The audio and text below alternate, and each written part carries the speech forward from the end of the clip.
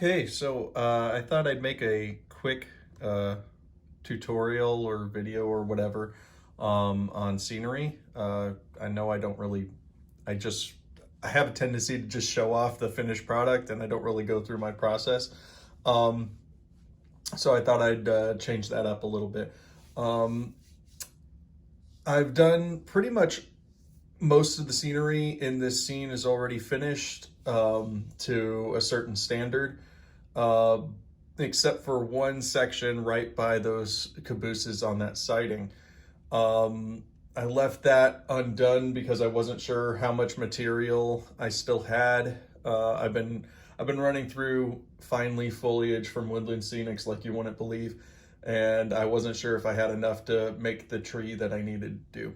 So what I'm opting to do is just give you a brief overview of some of the processes, and just sort of show you how I work through it. One of the main things that was holding this part off for as long as it was the lack of material.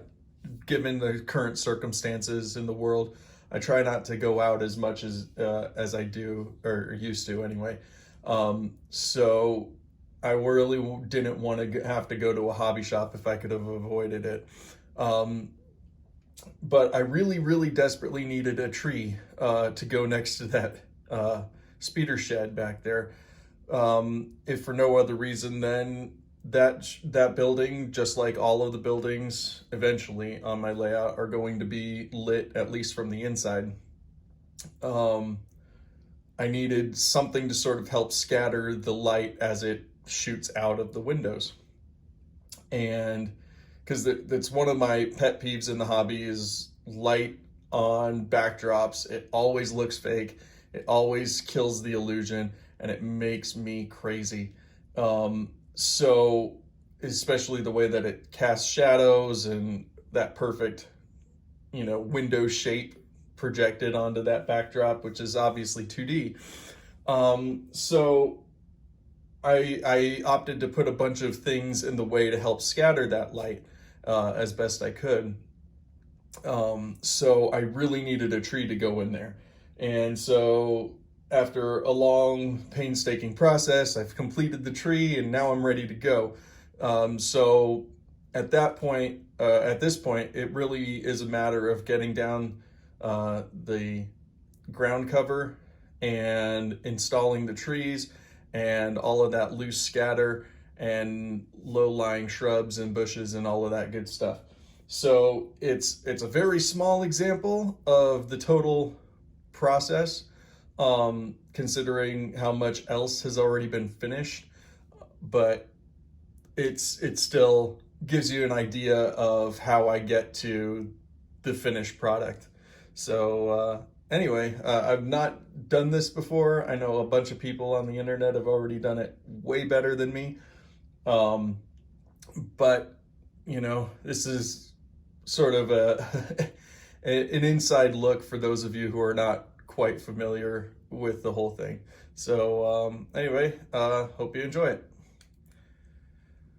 So the first part in the process has to be the removal of all of the unnecessary scenery stuff that's already here. I want to clear out the whole area as best I can because I'm going to make a huge mess, which means all of the rolling stock, even the buildings themselves, need to be removed in order to make room for what I need to do.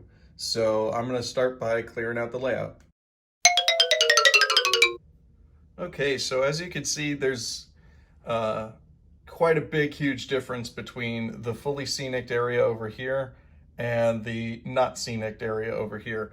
Now, I did lay down a basic ground cover, which consisted of finely sifted dirt along with unsanded tile grout to give me that dirt texture, which I built on top of a layer of cellulose clay, or I forgot what they call it. But anyway, you've seen Luke Towan do it, and he does it way better than me. But I wanted to give some level of topography to this area because otherwise my layout is incredibly flat. So then on top of that, I added various types of ground cover foam to sort of give that base layer of greenery, which could be fine, but it doesn't quite blend in the same way, as you can see with that backdrop, which are photorealistic backdrops from trackside scenery. So I really want to sort of blend the two together so that there's cohesion, so that you don't see that sharp line in the back there. And then of course, so that we can scatter that light that's in the building. As you can see, let me zoom in a little bit here. All of my buildings on my layout are fully detailed and have fully detailed interiors. So this building is no different, even as small as it is, even though a lot of it is obstructed by the speeder that's inside of it. All of the buildings on my layout are detailed. So I want to make sure that all of that is able to be seen, but I don't want that suspension of disbelief to be obstructed because the light that's in there is somehow being cast out onto the backdrop scene, because it's very, very close to the backdrop. And I try to avoid having buildings be that close to the backdrop for that exact reason. But I didn't really have the space. This isn't the biggest, deepest module ever built. So I wanted to, sort of do something to still have that building be represented, but also not have the illusion destroyed by something as simple as the light. So I've put up a piece of plastic to help protect the backdrop against all the madness that I'm about to unleash on it. The first thing that I need to do first is to apply the static grass. And I sort of stumbled on a happy little accident last time I was buying static grass. I accidentally bought the 2mm kind with the intention of mixing 4mm with 6mm tall grass to sort of give it a sort of new growth, old dying off stalks kind of look. But the 2mm was a lot smaller than the 6mm that I already had.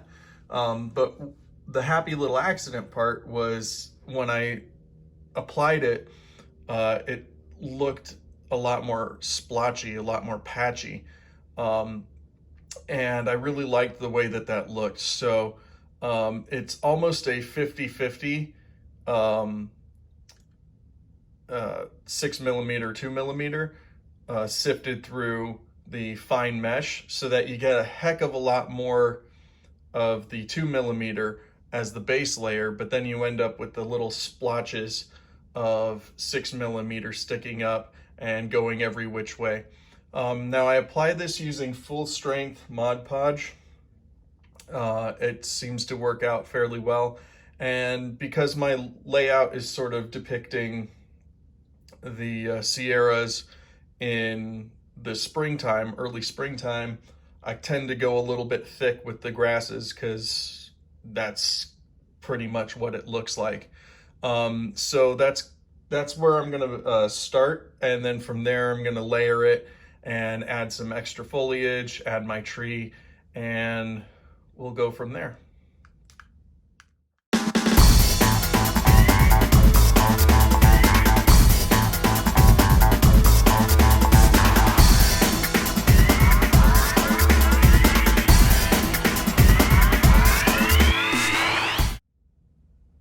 Okay, so already it looks a little bit, it looks a million times better, who am I kidding?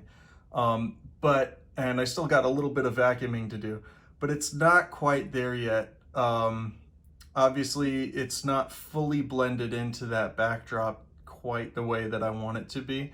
And that's where the trees and other vegetation starts to play a really important part. So you'll notice that there's a couple little bald areas. That was deliberate, so that I can add those extra elements to it and have a nice firm place for them to stick when I glue them into place. So that's the next step. But before I do that, even though it's not quite dry yet, this is the part where I like to sort of infuse my grasses, so to speak, using some of Woodland Scenic's materials. They have this like weird fine powder that they use for their grass effects, and it adds a nice level of depth, as well as making it pop a little bit more with those highlights. So I usually add that before moving on to the next step. And I also add a little bit of some ground scatter, which I've made out of using 2 or 3 different types of tea leaves from bags of tea. It sort of adds a whole layer of earthiness to it. And it also gives a sort of like scattered leaf effect that I think is pretty effective, and really brings out a little bit more of that natural layering that I'm looking for.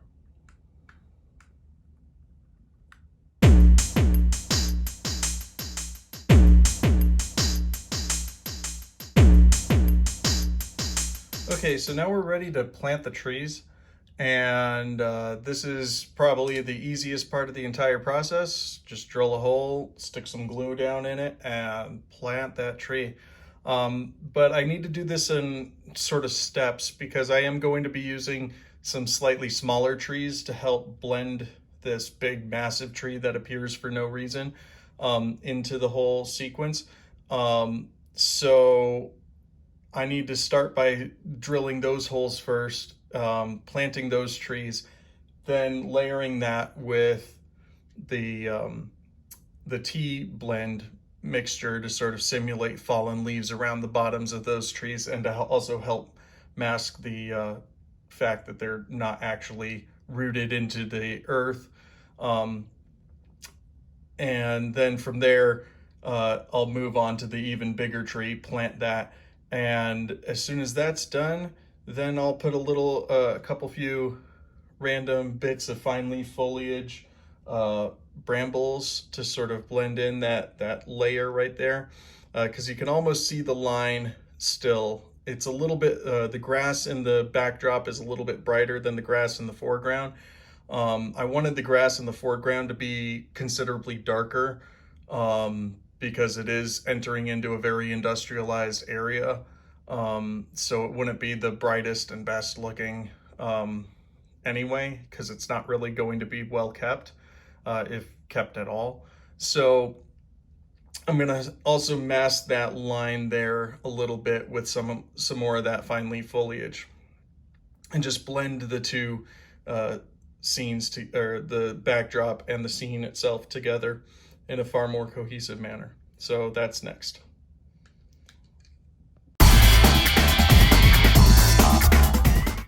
So I kind of realized I never really went through the tree making process.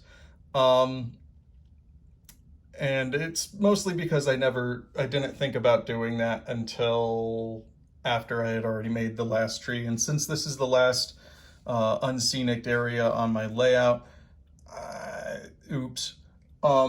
but the long and short of it is, I tend to use Woodland Scenic's armatures, and Woodland Scenic's fine leaf foliage, either a mixture of olive, deadfall, or the light green variants. Sometimes all 3, and on this particular tree I use all 3. Now, I'm weirdly particular about armatures. Again, it's one of those weird things that makes me crazy. So I take a long time painting the armatures, because I hate nothing but bare plastic. So I always paint the armatures using a base layer of black, dry brushing brown over the top of that, and then painting the whole thing with polyscale dust. And that dust layer sort of gives that grayness of wood, because wood tends to gray when it's outdoors. And if you look at a tree trunk, most tree trunks have some shade of brown to it, but they're also not really pure brown. But just recently, in fact, I was going through a lot of my scenic materials, and I came across these god-awful, hideous trees. They're some sort of natural material, but they're all held together with this tacky goo substance, and it's really disgusting, and I absolutely hate it. But as I've discovered with these trees in the background here, when you chop them off of that stupid trunk thing that's holding them all together, they kind of look like, you know, brand new growth. They look like tiny little trees, and it blends in, I think, pretty effectively with the backdrop. It's scaled up a little bit to sort of bring you in from the back, or bring the backdrop into the scene rather than the scene pushing into the backdrop. So those are the smaller trees that I'm going to use to plant. I'm going to cut them all off of that hideous goo that's holding them all together, and I'm just going to plant them all individually into some of those holes that I've drilled to sort of build a little bit of a grove thing going on in that scene.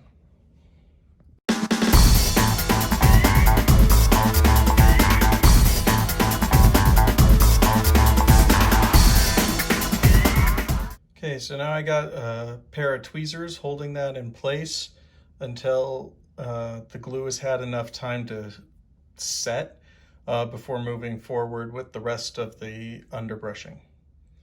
So now that I've got the tree basically glued in, I've already started to add a little bit of that fine leaf foliage around the bases, and it's already sort of cutting into that fine delineation between the backdrop, the brightness of the backdrop, and the darkness of the foreground, which is exactly what I wanted to do. I wanted to sort of blend in and have a little bit of lighter colors, a little bit of darker colors, so that it all sort of fits in well together.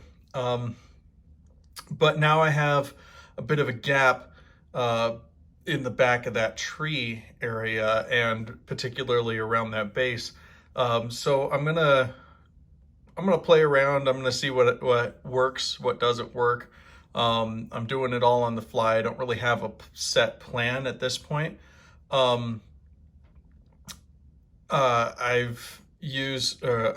probably going to use some of those ugly tree things that I used in the background already. Just chopping them down and sticking those in as like saplings. I might use some fine leaf foliage, although I admit, again, I don't have a lot of that left. And maybe some of this polyfiber stuff that was really popular in the 60s to make trees. I absolutely hate it. I'll never, ever, ever use it to make trees. But when you separate it out a little bit and put it on top of other stuff, like a little bit of an armature, but not too much of an armature, it actually blends in and gives you almost like a thicket or a viney kind of effect. So I might use some of that just to fill in that gap area right there. I don't want it to be too overly grown, because obviously this is still an industrialized area to an extent, but it's also in the middle of the woods and stuff grows fast, especially in the spring. So I don't know. I'm gonna see where it takes me, and we'll go from there. So I wound up using a combination of all of those things. I used some of those ugly trees chopped down, some fine leaf foliage, and some of that polyfiber stuff. While it's still wet and not completely dry yet, you can still sort of get a feel for what it was that I was working towards And once it's dry, obviously it'll look a heck of a lot better. Um, but one of the things that I do really like about using the polyfiber material is that it adds bulk without adding density. And what I mean by that is it builds the plant and foliage up a little bit, but it still has a whole lot of pockets and holes in the material once you spread it out a little. So you don't end up with these big old clumps of foliage just sitting around and looking like somebody chopped up some green sponge and then glued it to a layout, which for the longest time that's what this hobby was. But now we got so many new materials. But even still, this isn't really a new material, it's a very old one, but it's still being used, I think, in a slightly less conventional manner. Really helps sell the scene and really ties in together all those different layers of green that are going on in this backdrop. So I think I'm just going to leave it there for now. Wait till it sets a little bit. But before I go, I do want to do a quick test with the building in place just to see how it affects the light and how it scatters the light, because this is the time where if something is wrong with that, if the main intention of doing all of this hasn't quite been met, this is the time to fix all of that. So I'm going to go ahead and do that before I close out. But anyway, that's basically my process in a nutshell. It takes you through the whole step-by-step things. And with the completion of this little section of the layout, my layout is basically finished apart from a few tired little sundry things that I absolutely don't like doing. But I'm going to do them anyway because, you know, that's just me. So I'll give you an overview of the entire layout at a later time. All right. Thanks for watching.